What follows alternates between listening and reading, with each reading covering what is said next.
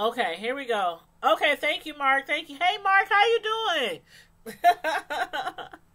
How are you doing? I'm up here. I got two screens going on at once. But yeah, did you see the title of my live?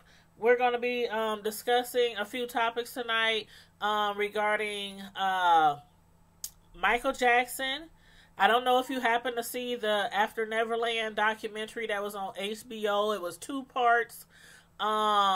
Same here. I'm trying to stay warm too. I think it's like probably about 17 degrees now. So in the morning it'll probably be back down to about 5 degrees. But yeah, the high today was like 20 or 21.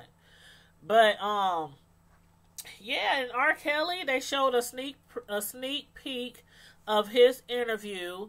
He I guess, I don't know if CBS contacted him or if he contacted CBS, but anyway, he did an interview with Gayle King from CBS, and they showed like a little part of it, little snippets of the interview this morning or this afternoon, and man, I don't know, Kels.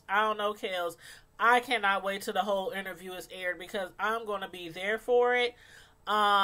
He seems really persistent, trying to get us to believe he is innocent, claiming, he even said stuff like, you got to be stupid if you believe these rumors, these allegations. Let me read exactly what he said. R. Kelly, the clip began with Gayle King. She's interviewing him, and she's asking him about the charges, the 10 counts of aggravated criminal sexual assault from last month, and he claims the allegations against him are not true. And the clip started off with Gayle asking Kels if he can say, she said specifically to R. Kelly, can you honestly sit here and say that you have never been with underage girls? Can you really say that? That's what Gayle asked him. And he sat there and said, I sit here and say this. This is what he said.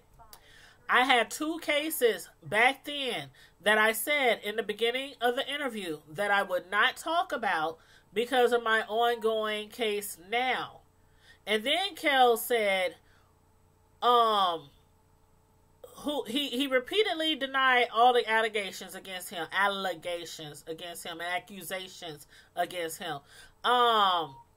He said, I will tell you this.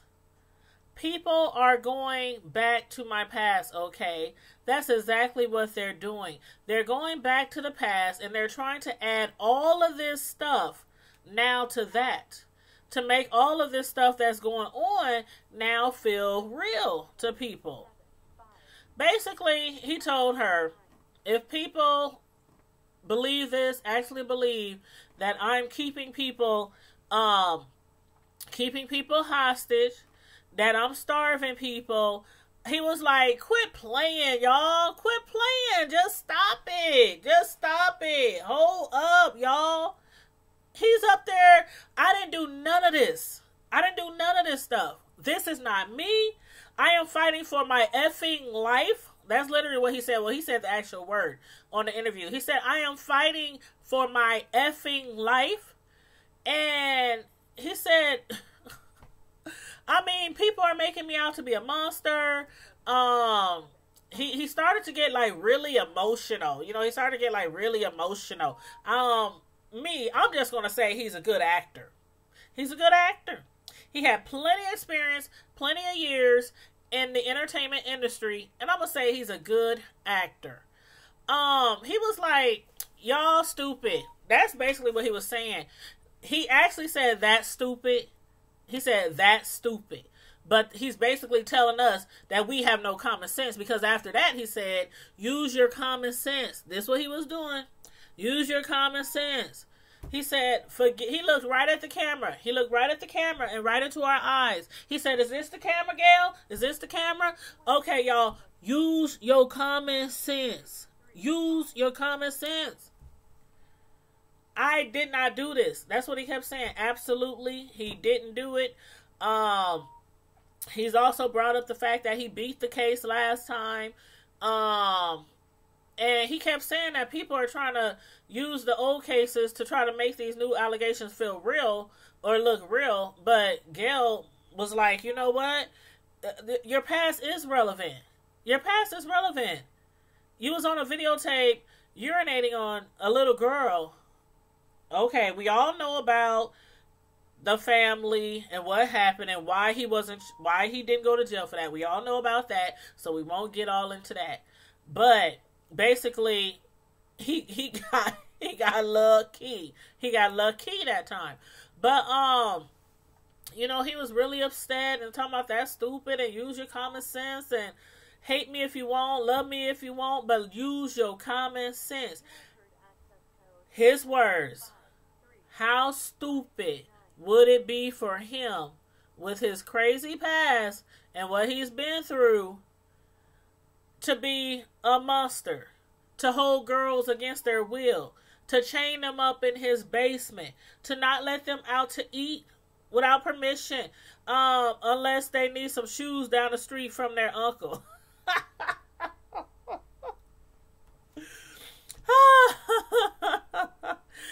He was like, stop it, just stop it. Y'all quit playing. I didn't do this stuff. This is not me. I'm fighting for my effing life. Oh my God. Y'all, and then he started crying. Did y'all see it? Oh my God. Y'all need to look it up on the internet. Google it. People got it on YouTube. Just look it up. R. Kelly interviews with Gayle King. He literally sounds now I said he sounds like a good actor, and yes, Mark the Traveler, you are absolutely right. You are absolutely right. He did marry Aaliyah when she was underage, and that's what, see, this is why R. Kelly cannot be believed by the masses. This is why R. Kelly cannot be believed by the masses, because he keeps insinuating that he never slept with underage girls, and he keeps insinuating that he never slept with little girls or molested or held them against their will or none of that. But he was married to Aaliyah when she was underage, and we have proof of that. It's public information. I done showed the certificate before, like, I don't know, 2 months ago, maybe 3 months ago, back in, like, I don't know, when the documentary came out, Surviving R. Kelly. But I even showed the certificate. A lot of people showed the certificate. There is proof that he married an underage girl. She was 15 years old. So how can he sit there on Gayle King's platform and sit there and say repeatedly and call us stupid and tell us we have no common sense when we know for a fact he married Aaliyah at 15? That part. I don't get it. Y'all help me understand. Again, the phone lines is open if you want to call in. 605-475-4075. The access code and everything is right there on the screen. Y'all need to help me understand, because this, and he was up there crying. And it didn't seem sincere to me. What's up, DC12? It didn't seem sincere to me. Hey, family at heart, how you doing? I'm just sitting up here discussing this mess with R. Kelly and his production of that interview that seemed like it was so rehearsed. With Gayle King, we saw a sneak peek of this big interview that R. Kelly is doing with Gayle King to confess his innocence. And he was sitting on that interview and repeatedly saying he's innocent. He never had relations with underage girls. Although we, again, all know he married Aaliyah at 15. So, therefore, can't believe nothing he say. Can't believe nothing he say. Thank you, hon. Thank you, hon. So, that's one topic that we're discussing tonight. Y'all can all give me y'all feedback on that sneak peek of an interview about R. Kelly breaking down and crying. I think I seen a tear. I think I seen a tear. Maybe two. I don't know. But then the backlash that Oprah's receiving. How do y'all feel about that? How do y'all feel about the documentary on Michael Jackson called After Neverland? Like, do y'all have HBO? Any of y'all have HBO or some other resource, to watch that documentary? It was a lot. It was a lot. But how many of y'all actually believe the two guys, even though when they were younger, they testified that MJ never did anything to them? Even though they testified that he's never done anything to them, how do you feel about that? The guys' names in the documentary was Wade Robson and James Safacek. I think that's how it's pronounced. Safacek. But hold on, somebody's hitting me up right now to order some cupcakes for Saturday. That's not going to happen. I have a big party I have to do Saturday. Anyway, sorry, got sidetracked for a minute. One of my customers hit me up for some cakes.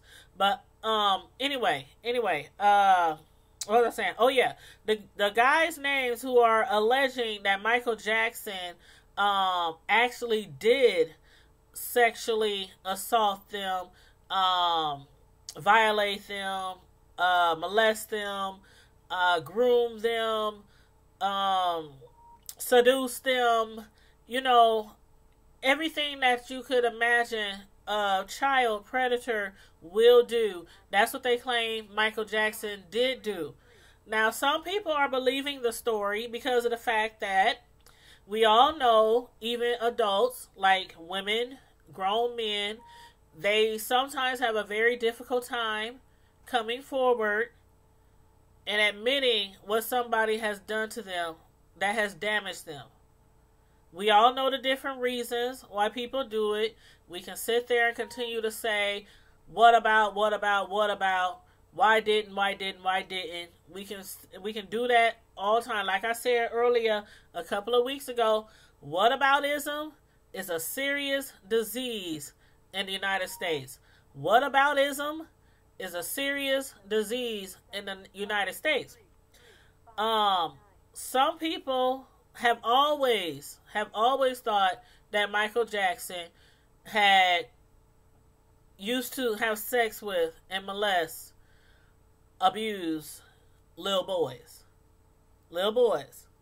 Now, it might be because of the fact that we never actually really seen him dating, per se, women.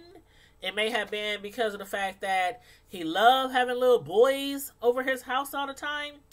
It may be because of the fact that the little boys that he had over his house all the time slept in the bed with him. It might be because of those things. It could be because of other things. But no matter how much I love Michael Jackson, no matter how much I loved R. Kelly, I believe both of them are guilty. Now, if y'all agree or disagree, we can all agree to disagree. Y'all can give me y'all points. Y'all can type them in the chat, or y'all can give me a call. The phone number is listed on the screen, 605-475-4075. Access code 753-359, because I am taking calls. Um, my okay, Wade. He claims that it wasn't until later in his life that he really understood that he was really being abused. Like, he claims that Michael Jackson started abusing him at 7, that he basically groomed him at first. He was always buying him things, giving him things, showering him with so much love and affection, claiming that nobody else could, love him that way. Basically, you said you never liked his music. You never liked MJ music. I was Janet Jackson. Oh, I love Janet too. I loved Janet too. Rhythm Nation. Okay. But yeah, I love Janet too. Michael Jackson, I wasn't like what you would call one of his biggest fans. I wasn't one of his biggest fans. But I liked a lot of his music. I liked his dancing. I mean, he was an amazing entertainer. That's what I liked about him. He was an amazing entertainer. That's what I mainly liked about him. I stated before, maybe several different lives, I was raised in a really, really religious household. So a lot of the music, as, religious people would call worldly, worldly, I heard that when I was like at family members' houses or from a neighbor's house, or if I would spend the night at, somebody else's house. Like, all my favorite musicians and singers, rappers, all that from like the 80s, like the early 80s. I heard that away from home. So I didn't hear a lot of people's music, but like the hot songs that was played, on the radio all the time, So I can't say I'm a huge Michael Jackson fan because I didn't know a lot of his music, but I heard like the big hits on the radio, and I liked him. I liked him as an entertainer. But it is what it is, honey. It is what it is. I have always believed that he has done something, that he touched people that he should not have been touching. I believe that. And like these little boys, well, they grown men now, but when they were little boys, claiming that this man loved them so much. Like, they allege that, and this is believable. This is believable. I don't know how most of y'all feel about Michael Jackson, but it's very believable for me, as far as most predators, when they groom you, when they, all right, see you later, family at heart.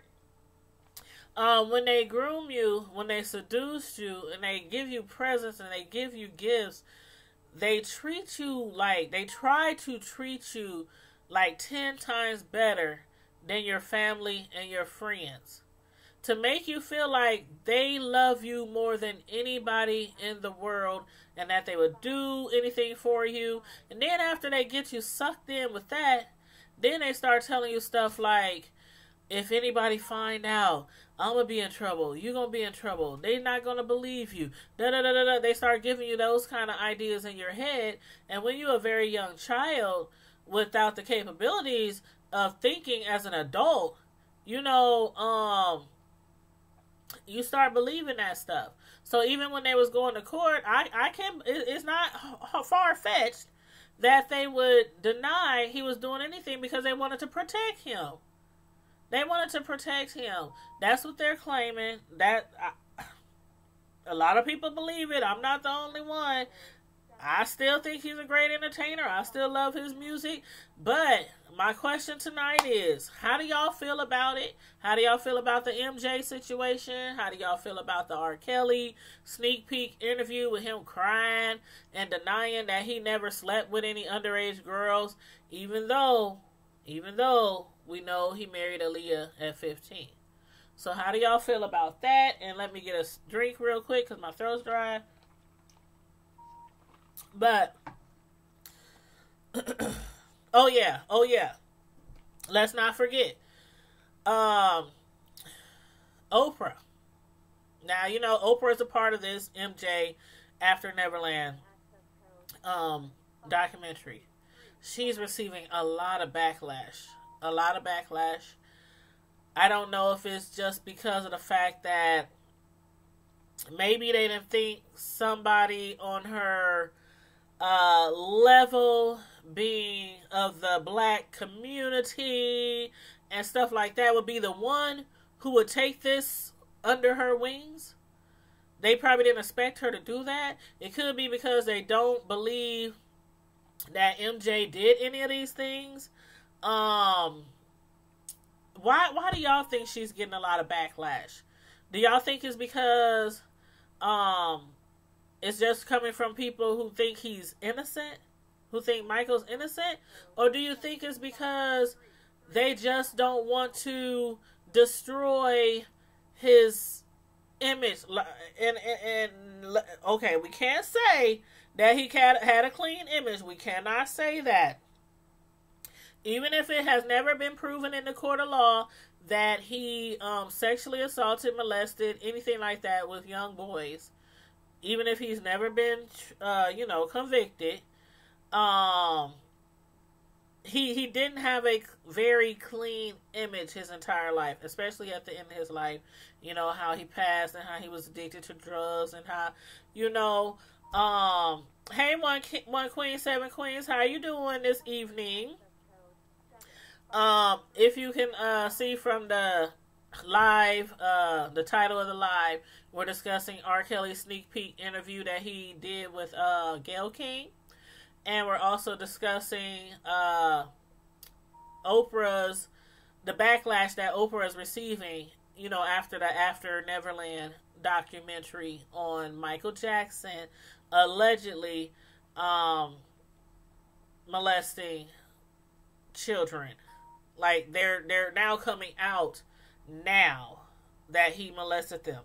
A lot of people think that they're lying. A lot of people think that they're lying because of the fact when they were younger, they did not say, when they had to testify in court, they said he didn't do anything to them. Now they're claiming it really happened, but they were afraid. He always taught them and groomed them and seduced them to believe that if they told on him, he would go to jail, he would go to prison, he wouldn't be able to sing anymore, he wouldn't be able to entertain people anymore, and them looking to him as a god, like a lot of people around the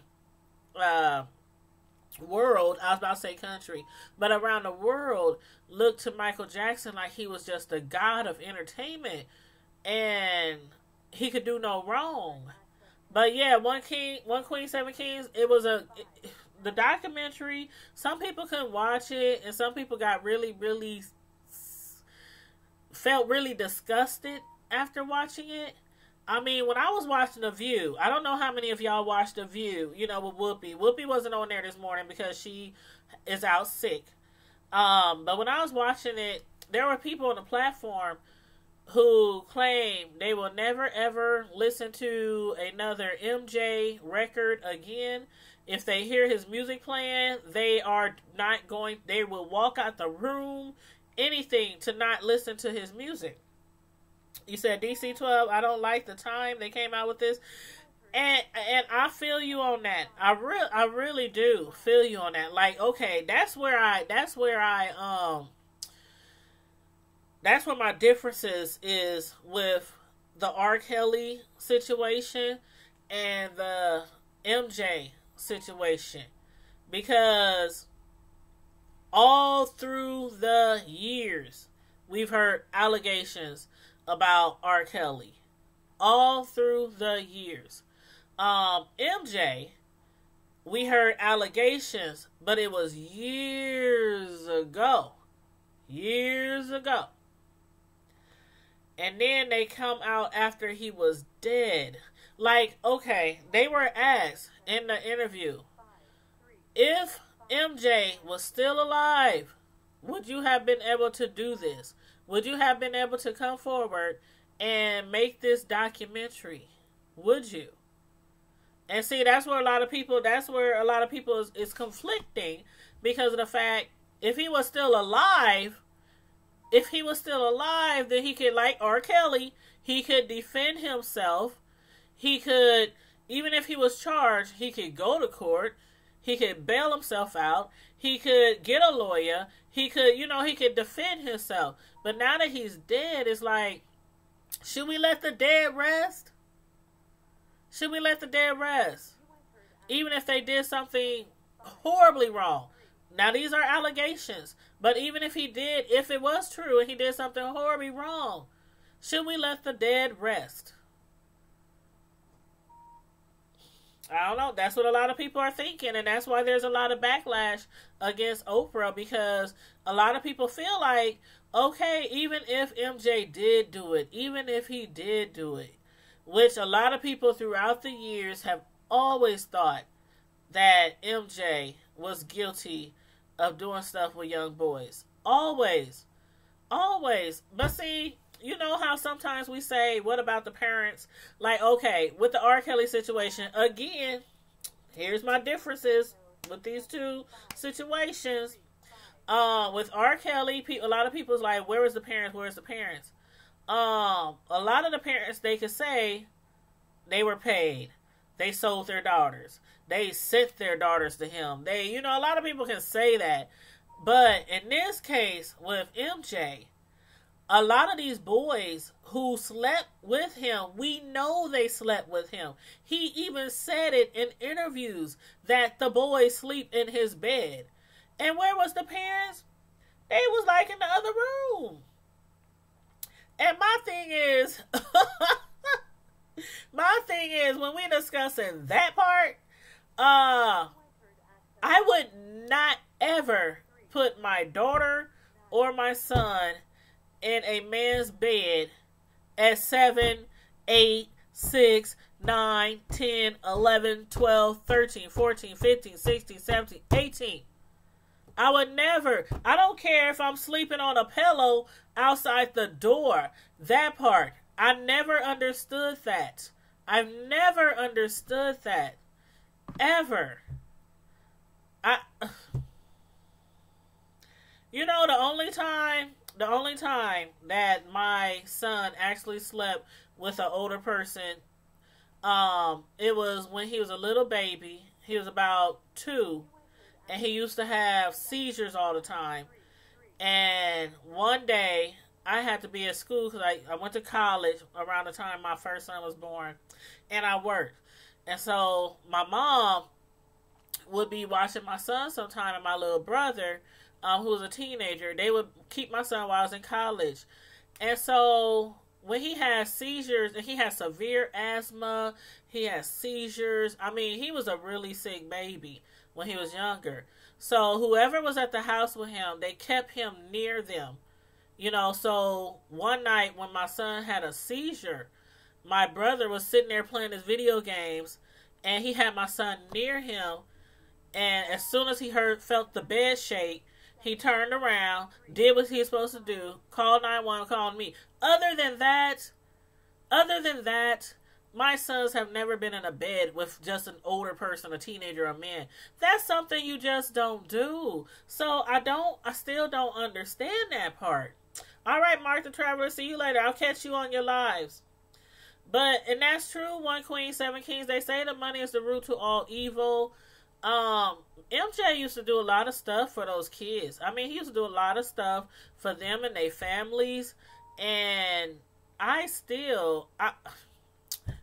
don't care if you paid all our bills for a year. I'm not allowing my young children to sleep in a bed with a man. I don't care if it's God himself.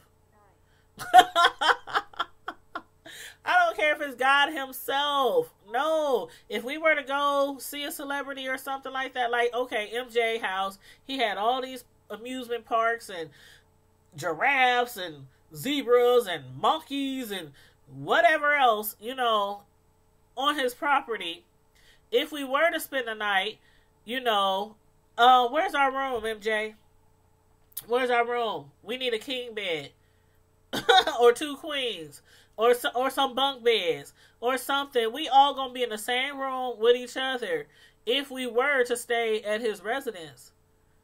But no, I'm not sleeping in another room and my child is sleeping in your bed. So again, I never understood that part. But Robson, you know, he testified when that had started, when they had started going to his crib, and he I mean, he didn't testify, but he said in the documentary that it started around the age of 7. And a lot of people just was disgusted by the documentary because 7 is so young. And MJ can't defend himself. He's not here. And no matter what we think about him being guilty or him being innocent or how we feel about the allegations from back in the day, he's not here to defend himself. So I kind of feel like, even though I might believe it happened, I kind of feel it's unfair that they come out after he's dead. So I'm gonna give MJ that. It's kind of unfair that they would do it now, because you know how people be like, you know, you know how people play the dozens. And they like, your mama, and then they like, man, you can't talk about her mama because her mama dead. You can't, you know, it's like, no matter what they did, if you didn't solve the issue or bring it to their attention, or, you know, while they were alive, what's going to happen when they're dead? I mean, it's not like you could, what's going to happen? We can't put them in jail. You're not going to get any money from the estate because you have no proof that it happened. So even if we do believe you, what's going to happen? Nothing. As you know, as with the R. Kelly case, he's still alive. He's still kicking. He's still kicking and ticking. So he can defend himself. He can go to court. He can get a lawyer. You know, all this jazz. And no matter how we feel about him, whether he did it or not do it, he's able to defend himself. So, I believe R. Kelly is a very horrible person. I do believe he is a very...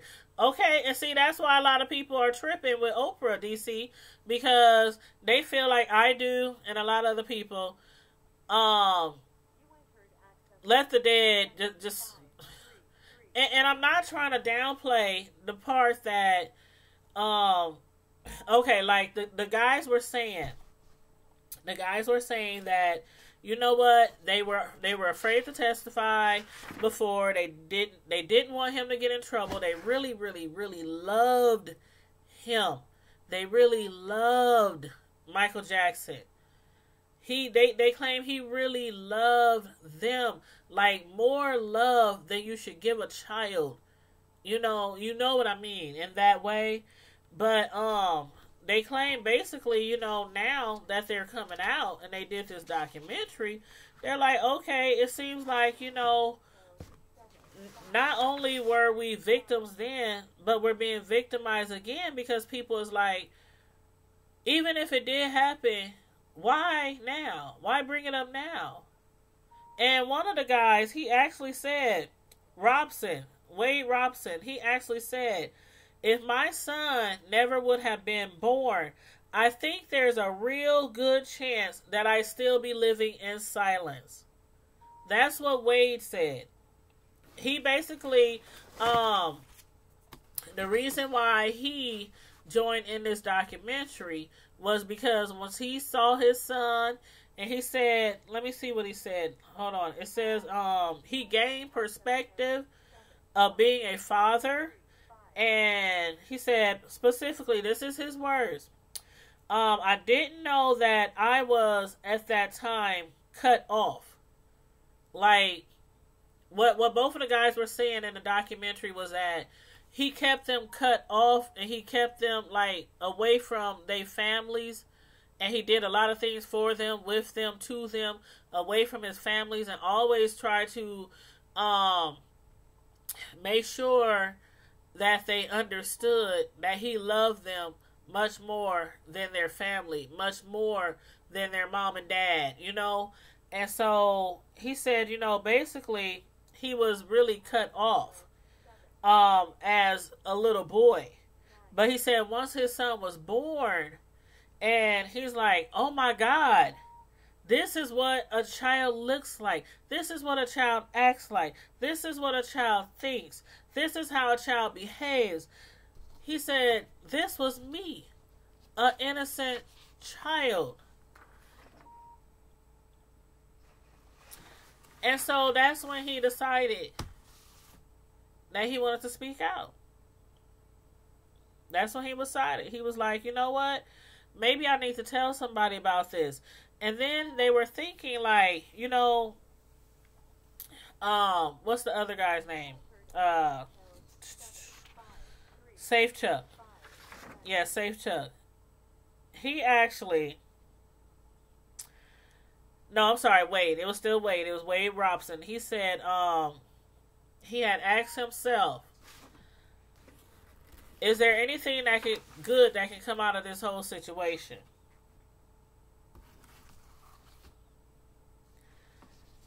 He said, could I do something good with this bad situation? With the horrible thing that has happened to him, what could he do to maybe turn it into something good? Is there a way? Is there a platform? Is there a place where I can tell this story that would be a credible, powerful platform to tell it within? Where the estate has to finally listen. Because years after he died, years after MJ died, 4 years after MJ died, you know, around like the 2013 lawsuit, he said it wasn't about money. He claims it wasn't about money. But the estate, which when he says the estate, he's referring to basically MJ's family, his friends, probably power of attorneys, you know, things like that. He claims it wasn't about money. He just wanted he wanted to be heard, and he wanted to listen. So I guess that's why he decided, you know, he said if the estate won't listen, if they keep denying my allegations, if they keep saying he didn't do anything to me, I'm going to take it to a higher platform. And that's how they got involved in this documentary. But, and back in 2013, his case, the judge ruled, well, it was in 2017, a judge ruled against Robson because Robson had filed new negligence claims against MJJ Productions and MJJ Ventures, two companies owned by Michael Jackson. In December 2017, a judge ruled that those groups were not liable for Robson's exposure to Jackson, so he did not rule on the credibility of the allegations. And that makes sense to me. Why would you try to sue a production company that he owned when that production company, okay, we talking, I can see if, okay, I think what's more important in this situation is, it's not like MJ stole some money from somebody, or he owes some money for somebody writing him a song, or, you know, performing in one of his concerts or something like that, and they going after him because, hey, he owes me money. I have proof right here. He owes me money. Here's my unpaid bills. You know, here's the promissory notes. Here's the, you know, the contracts. And, you know, I want to get paid. So I can see in that case going against, you know, the production companies and, you know, things that he owned, you know, his estate. But in this case, where you claim that when you were young and you testified in court that it did not happen, that he never touched you, and then you come back later, years down the line, not saying that I don't believe him, because, like, again, I said, I believe something happened with some little boys and MJ. I do believe that. But He's dead and he can't defend himself. And on top of that, you have no proof that he did it, and then you try to sue the production companies. So anywho, that wasn't about to happen. Uh, and even when James, when James joined, the other guy who was on the documentary, even when he joined the lawsuit, the judge still dismissed it again. So he dismissed it again. The same lawsuit was dismissed by a judge. So the judge is kind of thinking where I'm thinking, and probably where you're thinking too. Like, you said he didn't do it. Now he's dead, and you're coming back saying he did it, but you don't have any proof, and you want a lawsuit? Make it make sense. Make it make sense. So, anywho, but I don't know. One thing that Safe Chuck did say, he hasn't forgiven his mother. Towards the end of the interview with Oprah, he claims that he has not yet. This is James, Safe Chuck. He claims he has not yet forgiven his mother. Yes, it's very interesting and disturbing. One Queen, the documentary, I'm telling you, it was a lot. It was a lot. It was a part 1. It was a part 2. It was a lot.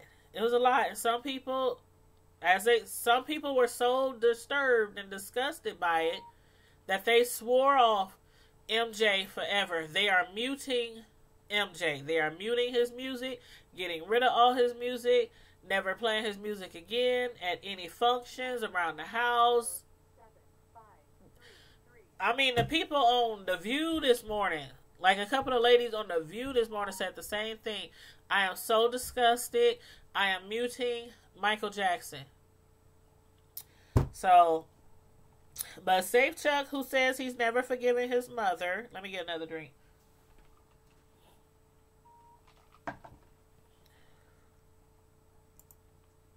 Making sure I got all your comments read.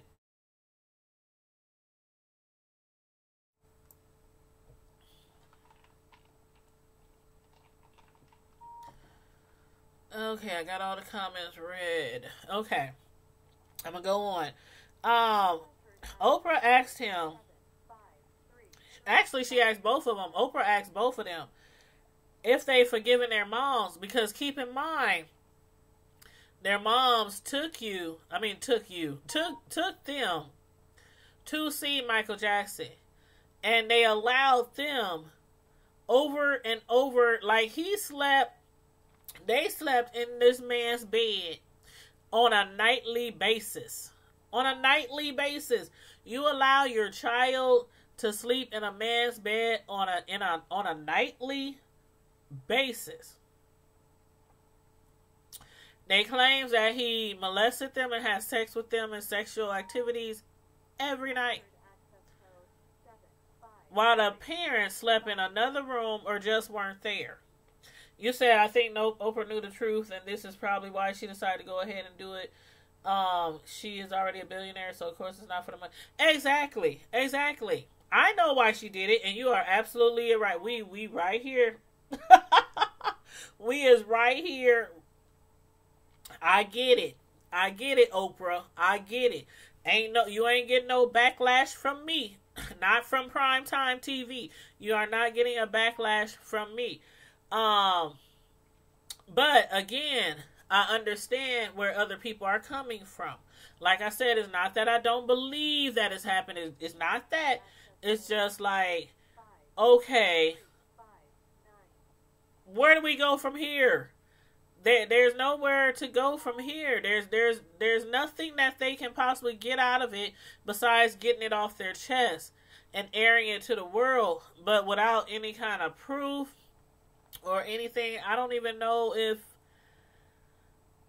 I guess just getting it off their chest, helps relieve some of that pressure that was on them. And I get that part. I do get that part. So I'm not, I'm the kind of person who would never victim shame. Never victim shame. Because I know personally what it's like for somebody to take advantage of you. I know a lot of people close to me who have been taken advantage of. So I know what people go through, and I know how hard it is for others to get that off their chest and to let people know about it. But this situation is just so different because he's not here anymore. He's not here anymore. And some people, again, it's like, just let sleeping dogs, like DC say, let sleeping dogs lay, let dead dogs lay, let the dead rest, you know. But as far as them getting it off their chest, they claim that they wanted the estate. I think it's more of not just like Oprah said. Oprah said it's bigger than Michael Jackson. I think what Oprah is trying to say is, when she says it's bigger than Michael Jackson, I think what she's trying to say is basically so many celebrities, black, white, is getting out there that so many celebrities have taken advantage of people, and it's normally people who are weak, disadvantaged, not so well off, gullible, naive. I mean, we probably can't do much about situations as far as people being taken advantage of in their own homes by a brother or uncle or mother or sister or auntie or cousin or whatever. But I think it's this Me Too thing, this Me Too movement that has taken over the last few years. And I think that's what it's all about. Like, trying to put pressure on people, other celebrities that might be possibly doing this kind of stuff to people, or thought about doing it, or know somebody else who's done it. Maybe it's kind of like another chance of trying to bring justice to people, and perhaps pull some people out the closet, or keep them from hurting other people. That's what I think this about. I mean, and it's like, it's the music industry and beyond. Yes, it's the music industry, television industry. I mean, it's everywhere. It's everywhere. It's entertainment, period. It's everywhere. And you can't fix everybody. You can't fix every situation. You can't correct all the wrongs. I mean, we are very small compared to the issue. We are very small compared to the issue. And that's what Oprah is trying to say. This issue is much, much, much bigger than just Michael Jackson. And I know a lot of people have thought that maybe, okay, we all know Michael, some of them suffered abuse at the hands of their father. That's the only one that really the children have spoke about. Nobody else. But a lot of people think that there was more abuse than what's being said. You know what I mean? Hey, silly mommy. How you doing? Thanks for stopping through for the chat. I don't know if you've seen it. A lot of people haven't seen it yet, but the sneak peek interview with R. Kelly, where he's talking to Gayle King from CBS, and it's like an hour-and-a-half interview, and he's claiming he's innocent and he's never had relations with anybody underage. And then the Michael Jackson situation, where those two guys are coming out, you know, in the documentary saying he molested them. It's a lot going on right now. So we just been talking about that, and I've been trying to get people's feedback on the situation. If anybody don't wants to call in, I'm going to turn the phone lines off. But I have the phone lines open just in case anybody wants to come in and, you know, say how they felt about either topic, MJ or R. Kelly, on TV crying, calling us stupid, we ain't got no sense, use your head. head. Use your head. That's what he kept saying. Use your head. What I look like after all that stuff that happened back in the day to mess around with some young girls and keep them locked up and starve them and abuse them and all this.